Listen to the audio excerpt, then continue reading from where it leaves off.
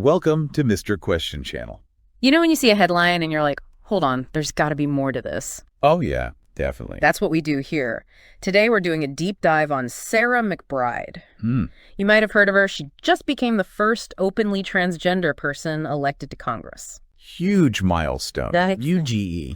What I think is really interesting is how McBride's personal life is like woven into her political career. Okay. It's not just about representation. Right. It's about how what she's been through has shaped her policy priorities. Okay. I'm interested now. Yeah. So we've got a bunch of articles here from NBC News, Glamour, NPR, even some background from Wikipedia and McBride's own website. Nice. So what's the story here? What makes this victory so significant? Well, it seems like she's been an advocate for a long time. Really? Yeah, way before this election. How long are we talking? Like back in 2012, she came out as transgender while she was student body president at American University. Wow.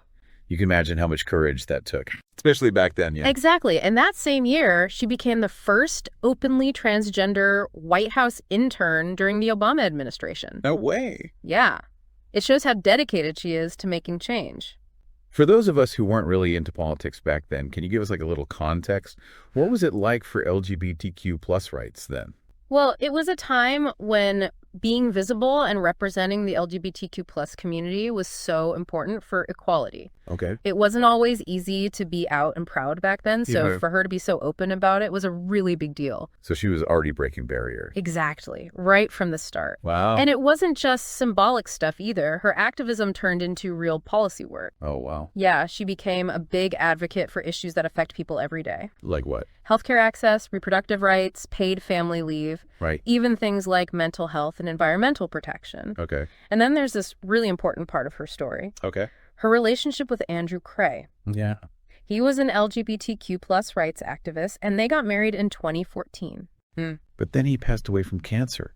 Oh, wow. Just 4 days after their wedding. That's awful. But here's the thing. Instead of letting it defeat her, Yeah. she used it to fuel her activism. Wow. It's pretty amazing.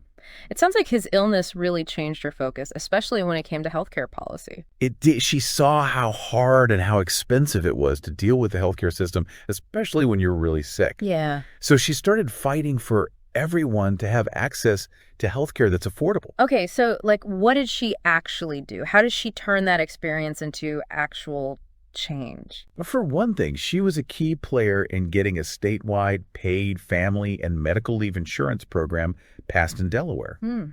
Think about what that means for people. Yeah. Being able to take time off to care for their loved ones without losing their jobs. Oh, yeah, that's huge. Right. Yeah. It is. It seems like she was really focused on those practical things that families really need. Exactly. She also got over $100 million in new Medicaid funding, which means more people have healthcare coverage. So even before Congress, she was making big changes. Absolutely.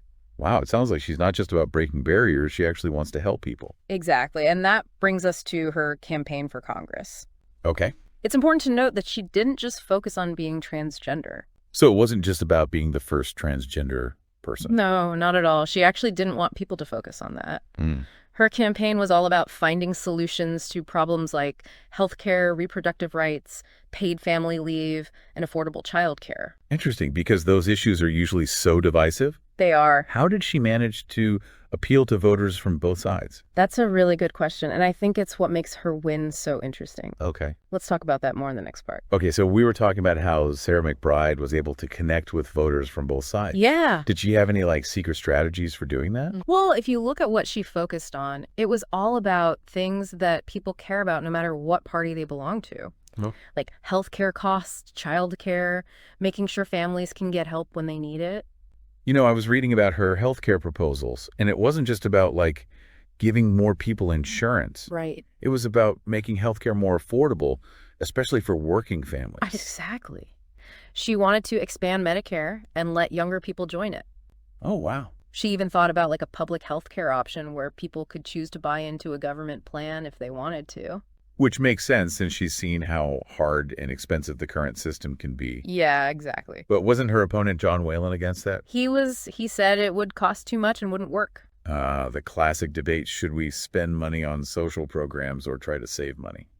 Right, but McBride said that if we invest in healthcare now, it'll actually save us money later by preventing people from getting really sick and needing expensive treatments. That makes sense. Yeah, she was saying that taking care of people's health is good for them, A&D the economy. That's an interesting way to look at it. It's like she's thinking about it from both sides. Exactly, and this wasn't just about healthcare. Okay, what else? Well, she was also a big advocate for social policies like reproductive rights and paid family leave. Paid family leave like we talked about before. Exactly. And she campaigned on making childcare more affordable, too, something I think a lot of parents would agree with. For sure. She also wanted to raise the minimum wage and make mental health services more available. You know, it's pretty amazing that she won in a state that's not exactly known for being super liberal. That's a great point. It means that her message appealed to people who don't always vote Democrat. So why did they vote for her? Was it just the issues or was there something else? Well, remember how we were talking about McBride being pragmatic? Yeah. She really emphasized that she wasn't just about making statements. Oh, okay. She was about finding solutions. So she was more about actions than words. Yeah. On her website, she even said that she wasn't running to be the trans member of Congress. Oh, wow. She wanted to be the best legislator she could be. So she wanted people to focus on her work, not her identity. Exactly. She talked about working with both parties and finding common ground to solve problems. I think that resonated with a lot of voters who are tired of all the fighting in politics and just want to see things get done. It's interesting because she was open about being transgender, Right. but she also showed that it wasn't the only thing that defined her. Exactly. And she has this great quote, "Our democracy has room for everyone." That's powerful. It's like she's saying, we might be different, but we can all work together. Yeah. It shows how much she believes in inclusivity and working towards shared goals. That's inspiring. But let's be real for a second. It's really hard to get things done in Congress, especially now. It is. Do you think she'll be able to actually make all those changes happen? That's the big question, isn't it? Yeah. It's definitely going to be tough. There's going to be pressure from everyone, right? Oh, yeah. From people who want big changes and people who don't want any changes at all. Right. And then there's all the rules and procedures in Congress. Yeah.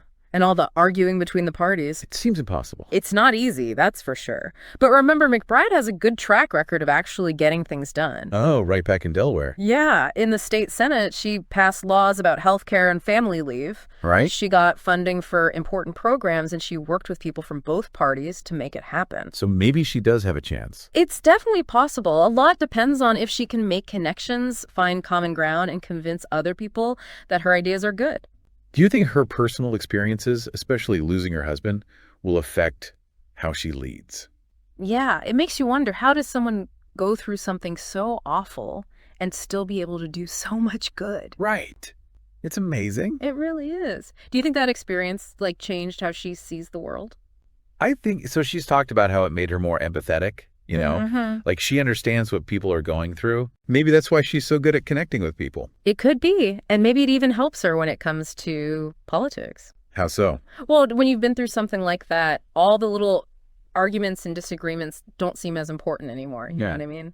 Yeah. So we've talked about her background, her campaign, all those things she wants to change. Yeah. But what does it all mean? Like, what does her election mean for the LGBTQ plus community and for America in general? Well, it's definitely a historic moment. It shows how far we've come when it comes to LGBTQ plus rights. Right.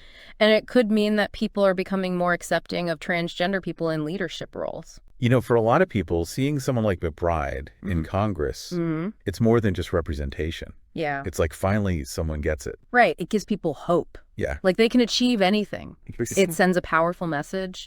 You belong here. You can do anything. You can make a difference. And she's not just there to be a symbol. No, she's not. She has real experience that can help change things, especially for the LGBTQ plus community. Right. Things like healthcare discrimination, access to care protections from violence. Those are all issues that haven't always been taken seriously. Yeah. Having McBride in Congress could change all that. It's like she's bridging a gap between people who haven't always understood each other. Exactly. And just seeing her succeed will inspire others, especially young people who are struggling with their identity or dealing with discrimination. It shows them that anything is possible. Yeah, it challenges the idea that transgender people can't be leaders. And it's not just an LGBTQ plus story. It's an American story. That's a really important point. It shows that our government should represent everyone. Yeah, that everyone has a voice. Exactly. No matter who you are, you deserve to be heard. It feels like we're getting closer to that ideal of a truly inclusive society. It does. It makes you think about what else we can do to make sure everyone has equal opportunities. It really does. After learning about her, it's clear that Sarah McBride is just getting started. Yeah, she's not just a symbol. Right. She actually wants to help people and make things better. I think what's really inspiring is how she took something so painful and turned it into positive action. Yeah, it's amazing. It shows that we can all make a difference no matter what we've been through. That's a great takeaway. It really is. Yeah. We'll definitely be watching to see what she does next. Me too. It's going to be interesting. Thanks for joining us on the Deep Dive.